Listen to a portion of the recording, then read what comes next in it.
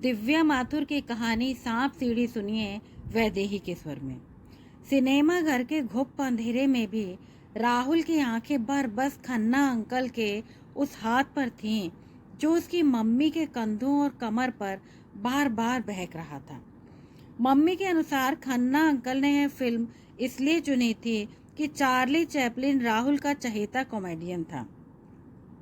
राहुल जानना चाहता था कि खन्ना अंकल को उसकी मम्मी को छूने में क्या मज़ा आता था। क्यों मम्मी उनसे घबराती बचती फिरती थी पर उन्हें अपने को छूने से रोक नहीं पाती थी। क्यों? सहमी सी मम्मी चोर नज़रों से राहुल की तरफ देखती हुई कई बार खन्ना अंकल का हाथ झटक चुकी थी। राहुल की तिरछी नज़रें उन्हें अंदर तक उद्विग्न कर रही थीं। उन्होंने फुसफुसा कर खन्ना अंकल से कुछ कहा तो वो कुड़कुड़ाने लगे। न जाने कैसे शब्द थे जो राहुल के पल्ले नहीं पड़ते, पर वो जानता था कि जो उसकी समझ से बाहर था वो गंदा था। पर्दे पर क्या चल रहा था उसमें उसकी कोई दिलचस्पी नहीं थी। उसकी सारी इंद्रियां उस फुसफुसाहट का मतलब समझने पर तुली हुई थी। आज राहुल का 12वां जन्मदिन था। अच्छा उपहार मिला उसे इस फिल्म के रूप में। कितनी प्रफुल्लित थी मम्मी कि खन्ना अंकल राहुल को चार्ली चैपलिन दिखलाने की बात कर रहे थे। राहुल में उनकी दिलचस्पी मम्मी को शायद दिलचस्प लगी हो, किंतु वो जानता था खन्ना अंकल की इसमें भी कोई चाल होगी। वही हुआ।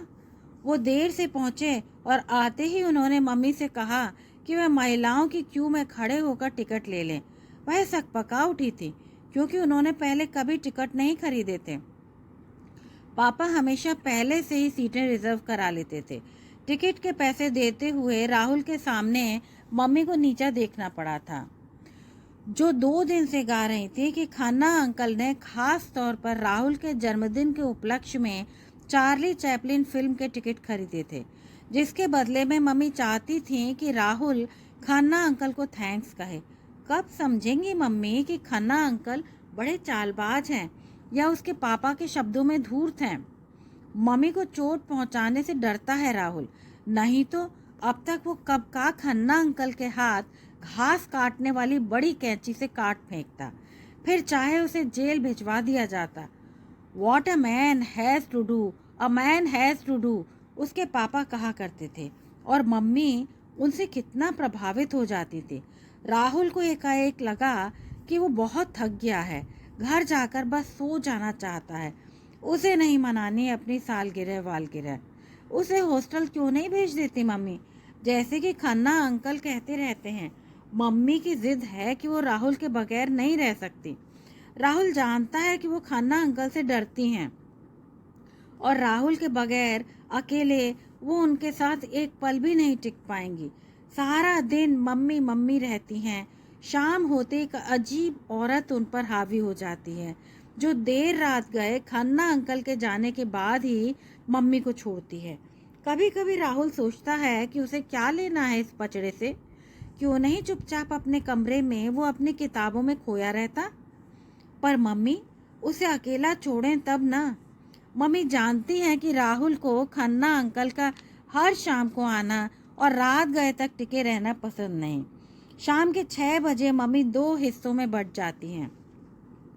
एक हिस्सा राहुल की मनुहार करता है और दूसरा खन्ना अंकल की मेहमान नवाजी। एक हिस्सा भागता है राहुल का माथा चूमने, तो दूसरा हिस्सा बेबस सीढ़ियां उतरकर जाता है खन्ना अंकल के पास। खन्ना अंकल मम्मी से कई बार कह चुके हैं कि राहुल बड़ा हो गया है, उसे कुछ देर अकेला भी छोड़ा जाना चाहिए। जब तब मम्मी को वो डांट भी पिलाते रहते हैं कि राहुल को उन्होंने सिर चढ़ा रखा है। शाम को मम्मी चाहती हैं कि राहुल नमस्ते अंकल कहकर उनका स्वागत करे। ये कार्य दुष्कर है। किसी तरह बुड़बुड़ाकर वो नमस्ते कह भी देता है तो 3-4 घंटे उसे फिर तैयारी करनी होती है उनकी विदा की। मम्मी की सहमी तिरछी नज़र राहुल से सब करवा लेती है। राहुल को सामान्य होने में घंटों लगते हैं, या यह कहा जाए कि वो सामान्य होने की कोशिश में जी जान से जुटा रहता है। सिनेमा घर से सीधे घर लौट आए हैं। खाना कहीं खाने बैठते तो शायद खन्ना अंकल को पैसे देने पड़ जाते। हालांकि पैसे मम्मी से निकलवाना उनके लिए कोई बड़ी बात नहीं है। अभी पिछले महीने ही की ही तो बात है कि उसने खन्ना अंकल को मम्मी से रुपए मांगते सुना था। ज़रा 500 रुपए हो तो देना, माँ को मथुरा जाना है। मेरी तनख्वाह बैंक में जमा होते 1 हफ्ता लग जाता है। माँ ने चुपचाप सेफ से 500 रुपए निकाल कर उन्हें दे दिए थे।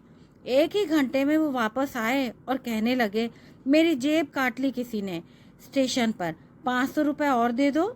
अपने चेहरे पर आए अविश्वास के भावों के लिए मम्मी शर्मिंदा थीं। उन्होंने चुपचाप रुपए फिर निकाले और उन्हें दे दिए।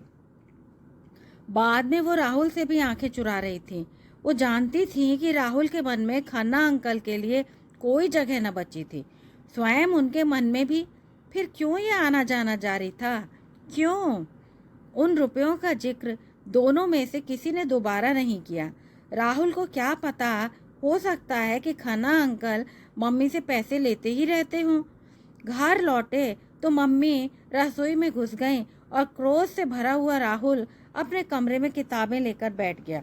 राहुल बेटा, नीचे आओ, केक लगा दिया है, मम्मी ने नीचे से आवाज दी। मन हुआ कि केक काटने से पहले राहुल खन्ना अंकल के आंखें फोड़ दे, ताकि वो उसकी मम्मी पर अपनी गंदी आंखें कभी न उठा पाए। किसी तरह नीचे आया। मम्मी सहमी ही थी, मानो उन्हें पता था कि राहुल के मन में क्या था। Make a wish Rahul, mummy ने कहा तो राहुल के मन में सिर्फ एक ही इच्छा थी कि जब वो आंखें खोले तो खन्ना अंकल सदा के लिए जा चुके हों। खन्ना अंकल जानते थे कि राहुल उनसे बेहद नफरत करता था। वो खिड़की के पास जाकर खड़े हुए। जब राहुल ने आंखें खोली तो सामने मम्मी को मुस्कुराता हुआ पाया। और क्या चाहिए था राहुल को? आप दोनों थोड़ी देर सांप सीढ़ी खेलो, मैं खाना तैयार करके लगाती हूँ, मम्मी कहकर जल्दी से रसोई में घुस गईं। उन्हें पता था कि राहुल ना नुकुर करेगा। खन्ना अंकल सांप सीढ़ी खोलकर तैयार बैठे थे। कोई चारा न देख राहुल कुर्सी पर जा बैठा। उन्होंने उससे रंग चुनने तक को नहीं पूछा। राहुल का ध्यान खेल में जरा भी न था।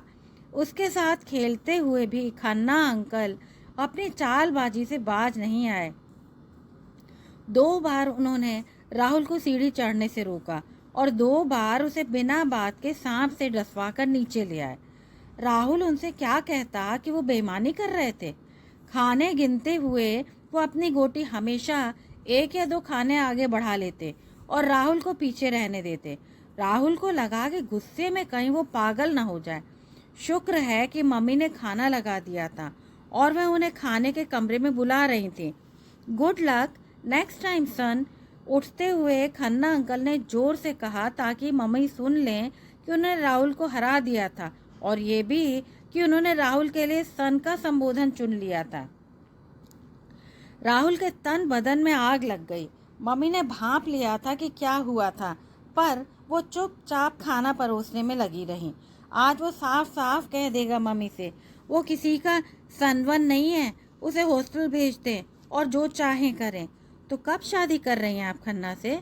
सुबह स्कूल की बस के इंतज़ार में खड़े हुए डेजी की मम्मी ने मम्मी से पूछा था। मम्मी का चेहरा सफ़ेद हो गया था। उन्होंने कोई जवाब नहीं दिया। बस के चलते ही वो घर की ओर भाग लेती। कब तक पड़ोसियों से भागेंगी? लोग तो पूछेंगे ही ना। वो जवाब नहीं देंगी तो वे राहुल से पूछेंगे। वो भागकर कहाँ जाएगा? पिछले महीने जब दादा दादी जी आए थे तो खन्ना अंकल छुट्टी लेकर उनके सिर पर सवार रहे। मम्मी अथवा राहुल से उन्हें बात करने का कोई मौका ही नहीं मिला। राहुल को ले जाने को वे तैयार थे, पर मम्मी को नहीं। शायद खन्ना अंकल की वजह से। वे यहाँ कुछ ठहर जाते तो खन्ना अंकल का आना जाना बंद हो गया होता। न जाने वे क्यों नहीं समझ पाते मम्मी को। दादी तो मम्मी को चुड़ैल कहती थी, तभी तो पापा उन्हें अपने यहाँ नहीं बुलाते थे। बेचारी मम्मी का तो अपना कोई भी नहीं जहाँ वो जा सकें, जिनसे अपने मन की बात कर सकें। मौसी मौसा भी अमेरिका जा बसे, उनको लिखने का क्या फ़ायदा? मौसा जी एक बार पापा को बता रहे थे कि आजकल अमेरिका और इंग्लैंड वाले बहुत सख्त हो गए हैं। कौन समझाएगा मम्मी को? राहुल को तो वो बच्चा समझती हैं। खन्ना अंकल का ऊंचा स्वर सुना तो राहुल के कान खड़े हो गए। वो सीढ़ियाँ उतरकर नीचे चला आया। खन्ना अंकल उसकी मम्मी को डांट रहे थे। इतना ढेर सा क्यों पका लेती हो? मेरी माँ को फिजूल खर्ची बिल्कुल पसंद नहीं। अब ये बासी खाना कौन खाएगा? जानती हो कितनी महंगाई बढ़ गई है। कल ध्यान रखना, माँ आ रही है मेरे साथ। मम्मी चुपचाप बदहवास सी खड़ी थी। वो कितना और कुछ भी पकाएं, वो कौन होते हैं उनसे जवाब तलबी करने वाले? आज तक वो घर में एक पैसे की चीज नहीं लाए, जब तब माँ से ही पैसे उधार मांगते रहते हैं। राहुल का रोम रोम चिल्ला उठा। मम्मी, इनको घर से निकाल दीजिए, ये हमारा सब छीन लेंगे, हम कहीं के नहीं रहेंगे। मम्मी कुछ तो बोलिए।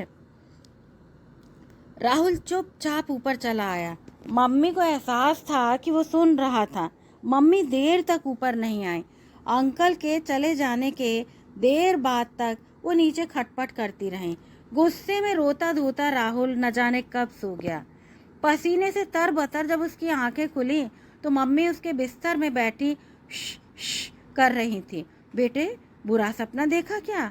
दिमाग पर जोर डालकर वो याद करने का प्रयत्न करता रहा कि क्या सपना था जिससे वो इतना डर गया।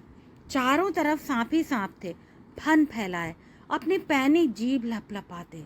राहुल सीढ़ियां चढ़ता जा रहा था, पर वे उसका पीछा नहीं छोड़ रहे थे। एक दो बार उसने सांपों की जीभें अपने नंगे तलवे पर महसूस की।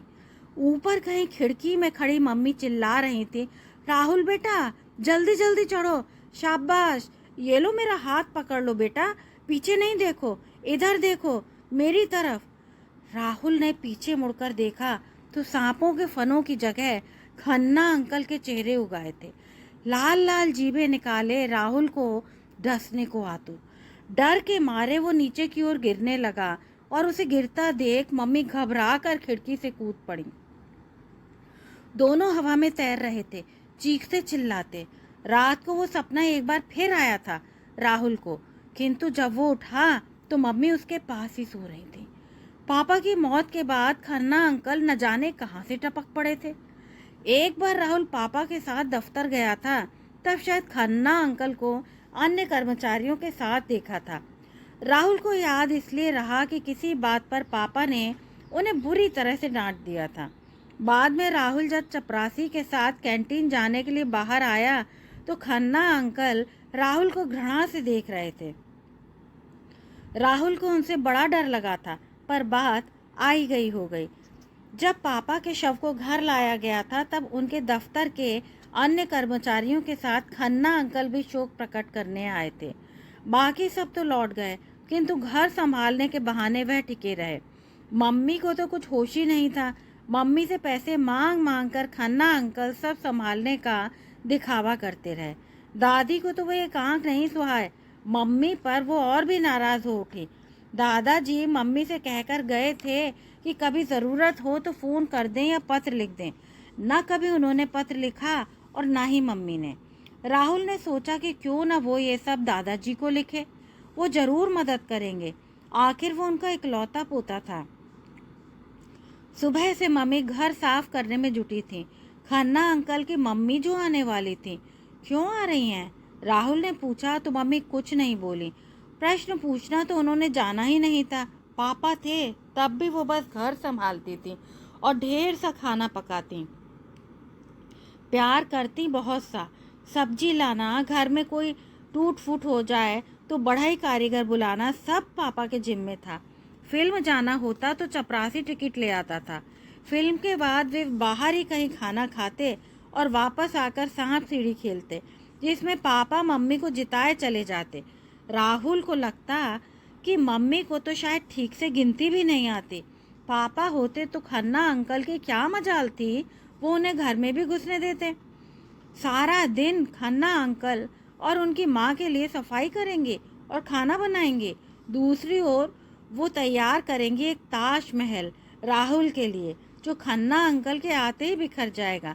मम्मी फिर कई दिनों तक मलबा बीनेंगी अपने कमज़ोर हाथों से अपने राजा बेटे के लिए। फिर खड़ा करेंगी एक ताजमहल, आंखें चुराती अपने ही बेटे से कि जैसे गुनाह कर रही हों। इसी बीच राहुल ने दादा को 3 प्रश्नों का पत्र लिखा, अपनी 12 बरस की बुद्धि से कहीं पेचीदा। उसे विश्वास था कि दादा जब पढ़ेंगे तो उन्हें लगेगा कि पोते ने नहीं, उनके बेटे ने पत्र लिखकर सहायता मांगी है। मम्मी के ड्रॉर से वो एक स्टैम्प लेते हुए सोच रहा है कि मम्मी को बताए या नहीं। उन्हें पत्र दिखा दे तो शायद वो स्वयं समझ जाएं, पत्र भेजने की आवश्यकता ही न पड़े। फिर सोचा कि नहीं, पत्र दिखा दिया तो वो अपने को कभी माफ़ नहीं करेंगी, न जाने क्या कर बैठे। मम्मी, मैंने दादाजी को पत्र लिखा है, आपके ड्रॉर से एक स्टैम्प ले लूं क्या? राहुल ने रसोई में आकर पूछा तो वो सकपका गए। आप पढ़ेंगी मैंने क्या लिखा है? खाली आंखों से मम्मी केवल उसे देखती भर रहीं। उन्हें ये भी याद नहीं था, पता नहीं था कि वो पत्र देखना चाहेंगी भी या नहीं। तो मैं ये अभी पोस्ट बॉक्स में डाल कर आया। आपको कुछ बाजार से चाहिए? वो फिर भी नहीं बोले। जब वो वापस आया तो मम्मी उसी जगह खड़ी थी जहाँ वो उन्हें छोड़कर गया था। मम्मी, सब ठीक हो जाएगा।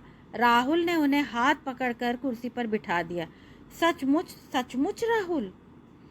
वो भूल गए कि वो उनका बेटा राहुल था, कोई बड़ा बूढ़ा नहीं। जाइए, आप नहा धोकर तैयार हो जाइए, मेहमान आते होंगे, राहुल ने कहा तो मम्मी कांप उठी। पापा भी तो उनसे ऐसे ही कहा करते थे, उन्हें कोई चाहिए था हमेशा अपने आसपास। पापा की जगह इसीलिए आसानी से हथिया ली थी खन्ना अंकल ने। फर्क बस इतना था कि मम्मी पापा पर अपरिमित श्रद्धा और स्नेह रखती थी और खन्ना अंकल से वो भयभीत रहती थी, किंतु उनके चले जाने से वो और भी घबरा रही थी। 2-3 दिन से राहुल चौकन्ना है क्योंकि मम्मी और खन्ना अंकल के बीच एक खिंचे तार सा तनाव है। परसों यकायक खन्ना अंकल के ने दफ्तर से आते ही मम्मी से कहा कि नौका विहार के लिए पुराना किला चलें। राहुल और मम्मी दोनों के कान खड़े हो गए।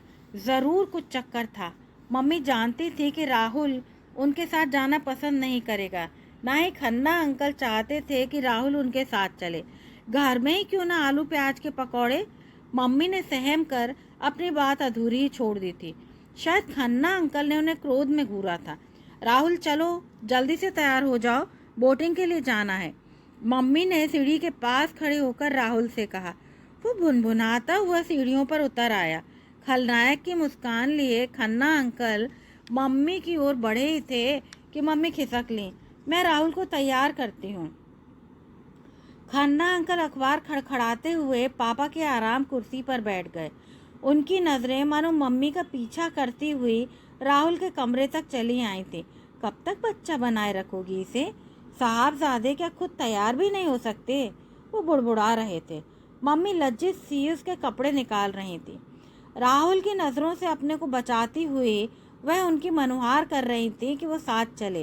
वो इतनी भयभीत हो उठी थी कि राहुल उनके साथ चुपचाप चल पड़ा। ऐसे मौक़ों पर राहुल को पापा पर बहुत गुस्सा आता था, जो उन्हें यूं अचानक छोड़कर चले गए। उन्हें कुछ तैयारी करके जाते। मम्मी मानो राहुल की गुनहगार थी।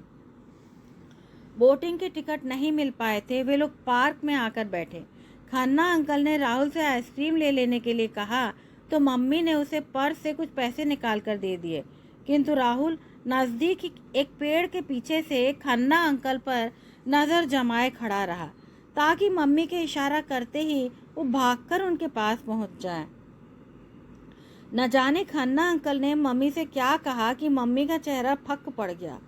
राहुल का मन हुआ कि वह उन्हें अपनी बाहों में भर ले और उनकी हिम्मत बंधाए। वापस आते समय तीनों चुप थे। खन्ना अंकल हल्का फुल्का महसूस कर रहे थे। शायद उनके मन का बोझ हल्का हो गया था। क्या कहा होगा मामा से? राहुल सोचता रहा शाम भर, रात भर।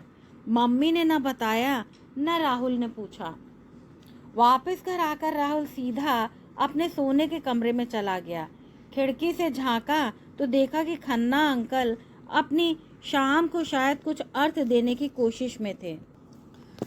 राहुल ने गुस्से में अपनी सिसकियां रोक लीं और बिस्तर पर स्थिर पड़ा रहा। मम्मी ऊपर आई तो राहुल के चेहरे का संतोष और आंसू उन्हें अंदर तक झकझोर गए। चुपचाप वो उसके पास लेट गईं। लगा कि दोनों के कष्ट कुछ कम हुए। जल्दी ही वे दोनों सो गए। मम्मी तैयार होकर नीचे उतरी तो लगा बदल गई हों। तरोताजा थी, कुछ कुछ विश्वास भी फूट रहा था यहाँ वहाँ।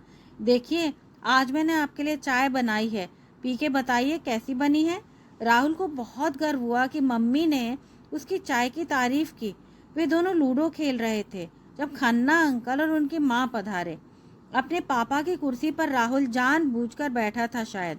खन्ना अंकल कुछ देर राहुल को घूरते रहे कि वो उठ जाएगा, पर वो नहीं उठा। फिर उन्होंने मम्मी की ओर देखा जो पासा फेंकने में लगी थी। झक मारकर वो बड़े सोफे पर बैठ गए, अखबार फैलाकर। उनकी माँ सारा घर देखती, बिना किसी से पूछे जब वापस आई तो अपने बेटे के साथ कुछ खुसुर फुसुर करने लगी। अरे छोड़ो ये लूडो वूडो, चाय नहीं बनाओगी क्या? कल कहा नहीं था कि माँ आ रही हैं? क्रुद्ध तो बहुत थे खन्ना अंकल, पर परेशान भी थे कि हमेशा की तरह मम्मी एक टांग पर क्यों नहीं खड़ी थी। बस गेम खत्म ही होने वाला है, राहुल ने कहा तो असहज सी मम्मी रुक गई। खन्ना अंकल राहुल को घूरने लगे, फिर गंभीर आवाज में बोले, अपने कमरे में जाओ राहुल। राहुल उठकर रसोई घर में चला गया। मम्मी भी उसके पीछे पीछे रसोई में चली आई। मम्मी को उसकी और उसे मम्मी की बहुत ज़रूरत थी। बहुत सिर चढ़ा रखा है छोकरे को इसने। तू तो कह रहा था वो नीचे ही नहीं आता। खन्ना अंकल की माँ की भद्दी और झगड़ालू आवाज़ सुनाई दी। अम्मा, अब तुम ही ठीक करना इसे, गोद में बिठाकर खाना खिलाती हैं अब तक। खन्ना अंकल जोर से बोले ताकि मम्मी और राहुल रसोई में सुन सकें। एकाएक मम्मी सकपका गई थी, पर राहुल के मुस्कुराने पर वो भी मुस्कुराने लगी। घर तो बस ठीक ठाक है, मेरा पूजा का कमरा कहाँ जाएगा? अम्मा ने पूछा। खन्ना अंकल ने इशारे से शायद उन्हें चुप कर दिया था। कुछ गड़बड़ थी, रसोई से कोई आवाज़ ही नहीं आ रही थी। दबे पांव खन्ना अंकल रसोई में चले आए थे। चाय तैयार थी। मम्मी मेहमानों को निरादर कभी नहीं कर पाएंगी, ये राहुल जानता था। थोड़ी सी हिम्मत से काम ले तो राहुल मम्मी को जिता सकता था। वो मन ही मन हिसाब लगा रहा था कि उसका पत्र दादाजी को कब मिलेगा, कब वो दिल्ली आएंगे। तब तक कुछ तिकड़म लगानी पड़ेगी, कहीं उन्हें दादी न रोक ले। यही डर था राहुल को। पत्र पाकर दादाजी रुकेंगे नहीं, दादी कुछ भी कहें, मम्मी उनका फिर भी पूरा सम्मान करती हैं। एक बार राहुल ने मम्मी से पूछ ही तो लिया था, दादी आपको बुरा भला कहती रहती हैं, फिर भी आप उनके पाँव छूती हैं क्यों? उनका जवान बेटा स्वर्ग सिधार गया है ना, इसलिए वो उनको बहुत प्यार करती थी। राहुल ने सोचा, भला ये भी कोई बात हुई, अगर मैं मर जाऊं तो क्या आप मेरी वाइफ को गालियां देंगी? मम्मी रोती रही घंटों। नमक से राहुल की नज़र उतारी। तेरे दुख भगवान मुझे दे दें, मेरा राजा बेटा तो हजारों साल जिएगा। मम्मी भी कितनी वियर्ड है। अम्मा नाश्ते पर मानो टूट ही पड़ी। चाय में भिगो भिगो कर वो बिस्कुट खा रही थी, और खन्ना अंकल उन्हें घूरते हुए ऐसा करने से रोक रहे थे। कुछ पूजा पाठ भी करो हो कि नहीं? अम्मा ने चाय में से भीगे हुए बिस्कुट को निकालते हुए कहा। जी हाँ, मम्मी ने छोटा सा जवाब दिया। शुक्र है, चाय में न इलायची तो डालती। मम्मी उठकर दूसरी चाय बनाने लगी। अम्मा उनके पीछे पीछे चली आए। ला इलायची निकाल, मैं मसाला बना दूं। हमारे घर में भी ख़त्म हो गया है। मम्मी ने इलायची की बोतल निकाल कर उन्हें पकड़ा दी। अम्मा की आंखें फैल गईं। एक साथ इतनी सारी इलायचियाँ तो उन्होंने जीवन में कभी नहीं देखी थी। आंख बचाकर मुट्ठी भर इलायची उन्होंने अपने ब्लाउज में खोस ली। राहुल देख रहा था सब। तू यहाँ क्या कर रहा है रे? जा अपने कमरे में पढ़। मम्मी ने इशारे से राहुल को अपने कमरे में जाने को कहा। बैठक से गुजरा तो खन्ना अंकल अखबार के कोने से उसे यूं ही घूर रहे थे कि मानो उसे मार ही डालेंगे। हम शीशे की प्लेट में नहीं खाते, तुम्हारे यहाँ स्टील की थाली हो तो दो। अम्मा खाने की मेज पर डोंगों के इंस्पेक्शन में लगी थी। मम्मी ने पूजा की थाली लाकर उन्हें दे दी तो वो उसे भरने लगी कि जैसे खाना कहीं भागा जा रहा था। अपनी थाली लगाकर वह बेटी की तरफ घूमी। महेश, तू भी लेना। जब खन्ना अंकल ने भी अपनी प्लेट लगा ली तो राहुल को आवाज़ देकर मम्मी ने भी अपना खाना परोस लिया। हमारे यहाँ कोई पहली बार आए हैं तो पूरियाँ ही उतारी जाए हैं। अम्मा, आजकल कौन पूरी खाता है, वो भी शाम के वक्त? खन्ना अंकल ने कहकर मम्मी को ऐसा देखा जैसे ये कहकर वो उन पर एहसान कर रहे हों।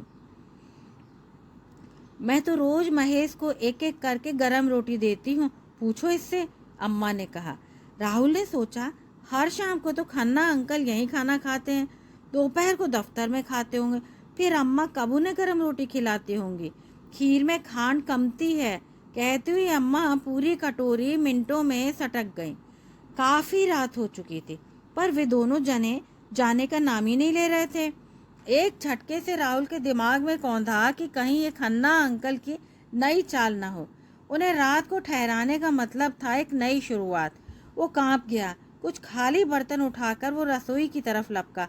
मम्मी, इन्हें आप रुकने के लिए नहीं कहेंगी? राहुल की आवाज और आंखों में भय मम्मी के हृदय में उतर गया। उन्हें संभलने का समय मिल गया। शायद उन्हें इस बात का अनुमान भी न था, उनकी नहीं में दम न था, किंतु राहुल की पूर्व चेतावनी उन्हें कुछ मजबूत कर गई थी। लंबी सांस लेकर वो 100 सुपारी लिए कमरे में आई। राहुल को अब तक मम्मी के आसपास मंडराता देख खन्ना अंकल बोले, सुबह स्कूल नहीं जाना है क्या? इसकी कल छुट्टी है, मम्मी ने जवाब दिया और राहुल को अपने से चिपका लिया। ये मरा घुटनों का दर्द भी रात को ही शुरू होता है। अम्मा अपने घुटनों को पीटती हुई बोली, तुमसे कहा था ना कि पाँव ऊपर करके बैठी रहना। अंकल कुछ क्रोध में बोले। राहुल को लगा कि इस नौटंकी पर वो तालियां बजाए, किंतु मम्मी लज्जित सी लग रही थी कि उन्हें अम्मा से रुकने के लिए कहना चाहिए। उनका पसीने से लथपथ हाथ राहुल के हाथ में था, किंतु राहुल नहीं पिघला और ना ही वो मम्मी को पिघलने देगा। आंखों ही आंखों में बेटे से पूछ रही थी कि अब क्या करें। खन्ना अंकल मम्मी के पास से ऐसे गुजरे कि जैसे कोई सांप सरसराता हुआ निकल गया। झूठे मुँह ही रुकने को कह देती तो क्या हम रुक जाते? मम्मी फिर भी चुप रहीं। राहुल की पकड़ मम्मी की उंगलियों पर मजबूत थी। गलती से भी यदि मम्मी ने अब मुंह खोला तो ये दोनों रुक ही जाएंगे, और आज की रात के बाद कई रातों तक, शायद कभी न जाने के लिए। खन्ना अंकल जूते बांधने में घंटों लगा रहे थे। ला, बची खीर ही रख दे, हार कर अम्मा बोली तो मम्मी झट रसोई में चली गई और अम्मा भी उनके पीछे हो ली। राहुल स्वाभिमानी था, चाहते हुए भी वो रसोई में नहीं गया। खन्ना अंकल ने उसे घूर कर डराना चाहा था, किंतु राहुल बिना पलकें झपकाए उनकी आंखों में देखता रहा। कुछ ही देर बाद उन्होंने अपनी नजरें स्वयं हटा ली। उनके कंधे हताशा में झुक गए। खन्ना अंकल से निपट कर राहुल रसोई में चला आया। मम्मी ने पूरा खीर का पतीला एक प्लास्टिक के डिब्बे में उलटकर अम्मा को दे दिया था। एक बात पूछूं, कितने पैसे देता है महेश तुझे? अम्मा की बात सुनकर मम्मी को सांप सूंघ गया। अंकल तो मम्मी से पैसे लेते रहते हैं, राहुल ने गुस्से से कहा तो मम्मी ने उसे चुप हो जाने का इशारा किया। हाय राम, मुआ मुझसे तो कहता रहा कि दनदनाती हुई अम्मा रसोई से बाहर निकल गई। दरवाजा धम्म से बंद हुआ तो राहुल चिटकनी लगाने दौड़ा। उसे जोर की नींद आ रही थी, किंतु मम्मी का ध्यान बटाना आवश्यक था। मम्मी ने जाने क्यों कहा था कि कल राहुल की छुट्टी है। शायद वो डर रही थी कि कल दिन में आकर खन्ना अंकल उनसे कहीं जवाब तलब न करें। राहुल मन ही मन मुस्कुराया। मम्मी इतनी बुद्धू भी नहीं कि जितना राहुल उन्हें समझता आया था। सिर्फ डरपोक थी। खन्ना अंकल दीवार बन गए थे मम्मी और समाज के बीच। सबने संबंध तोड़ लिए थे मम्मी से। वो स्वयं को कितना कमजोर संबल था वो, राहुल ने सोचा। उसे दादाजी की बात याद आई कि एक सरकंडा कमजोर हो सकता है, पर कई मिल जाएं तो वो मजबूत हो जाते हैं। 12 साल का राहुल किशोर बन गया था। उसकी मम्मी ने ये आज ही जाना। कितना गर्व हो रहा था उन्हें आज अपने बेटे पर। राहुल की छोटी सी मुट्ठी ने उन्हें आज न केवल हिम्मत ही दी थी, उनमें आशा भी जगा दी थी। उन्हें केवल आज लगा था कि वो अकेली नहीं थी। रात के 11 बज रहे थे। दोनों बैठे सांप सीढ़ी खेल रहे थे। दोनों सीढ़ियां चढ़ते चले जा रहे थे। सांपों की क्या मजाल कि उनके पास भी फटक जाएं। एक दूसरे को जिताने के लिए वे दोनों बेईमानी कर रहे थे। बस आज की कहानी इतनी ही। यदि आपको ये कहानी अच्छी लगी हो तो कृपया चैनल को लाइक, शेयर और सब्सक्राइब अवश्य करें। धन्यवाद।